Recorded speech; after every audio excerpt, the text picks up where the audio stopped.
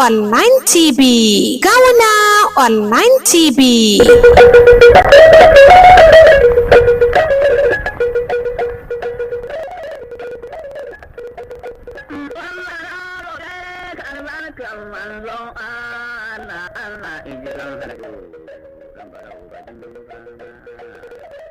Shin ko kun san wannan tasha mun yi domin ku ne? Domin mu nishaɗantar da ku masu sauraro, mu faɗakar da ku, kai har ma da wazantarwa, mu sanya ku nishaɗi a daidai lokacin da kuke buƙatar nishaɗin. Tare da ni Nabilan Silab Antin SNS da kuma abokin aiki cikin wannan tasha ta Gawuna Online TV. Tasha ce da za mu ringa kawo muku hirarraki da tarihi na mawaƙanmu na daure, mawaƙan gargajiya irin su Sani Sabulu, irin su Ɗan Maraya Jos, irin su Alhaji Mamman Shata, irin su Garba Sufa, da Musa Ɗan Ƙwairo, Oji da Balamila, da sauran mawaƙanmu na gargajiya na baya da ba ku san da ya tarihinsu yake ba. Za mu ringa kawo muku tarihinsu da kuma sauran waƙoƙin da suka yi. Kana da hira kai tsaye da mawaƙanmu na zamani da kuma wasu daga cikin waƙoƙinsu na bidiyo da na audio. Kada ku manta dai akwai karatun littafi a cikin wannan tasha ta Gawuna Online TV.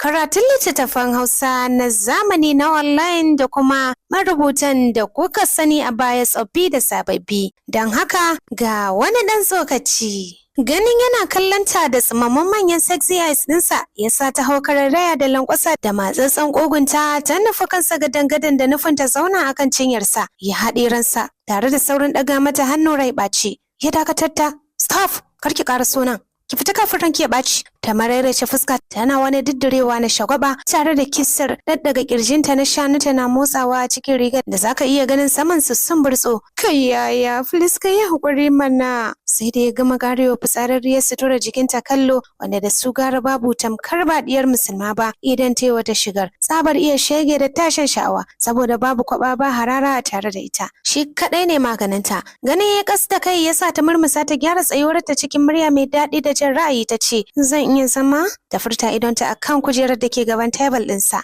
Ya gyaɗa kai fuska ba walwala da zauna tana faɗin sannu da hutawa mahaɗin rayuwata. Ya ce yawwa daga ina haka? Ta ce gida mana. Ya gyaɗa kai yana faɗin amma ban ce ki daina zuwa min ofis ba ko ma me ki rinka jiran zuwa na nan wajen aiki na ne. Ba na son abin da zai zubar min da daraja da kima. Sannan kalli shigar da ke jikin ki Aisha san ba ta kama da na 'yar malam Bahaushe ba. To shin wai me yake tafa da ke nema?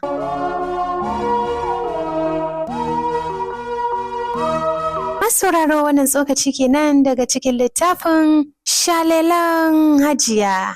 Ga wani tsokacin Aisha tana fita ya sauke ajiyar zuciya yana faɗin Aisha ho wannan yarinya akwai raukai rage mata mata yawa in har ba sai ta ne ba to tabbas zan samu matsala da ita in muka yi aure. Aisha tana fita ta rinka kallon katoton kamfanin da yake mamallakin mahaifin Faruk wanda rukansa yake a hannun Faruk din shi ke wakiltar komai na mahaifinsa duk wasu shige da fice na kuɗaɗe ta hannun Faruk ne mahaifin nashi yana sakar masa kuɗi baya takura masa akan komai shi yasa shi ma yake shanawa son ransa baya shaye-shaye baya neman mata a natsa yake gashi da bin iyaye amma zai shiga mota mai tsada zai saka sutura mai tsada haka zai ci mai kyau ya kwanta a mai kyau kamalalle ne shi sai dai ya samu kaddararriyar masoyiya wato Aisha wacce ta fitsare kafarta. Aisha tana samun dama a gunsa yana mata komai a matsayinta na marainiya ba uba sai uwa da ita ce komai na gidansu kula da kannanta da kuɗin hayar gidansu da kuma cinsu da shansu. Mamanta ba abin da take a gidan sai dai aka mata wankau ta yi. A daidai fita daga reception na babban building na ma'aikatar ta ci karo da shi. Babban mutum ya sha sutura ta gani ya yaba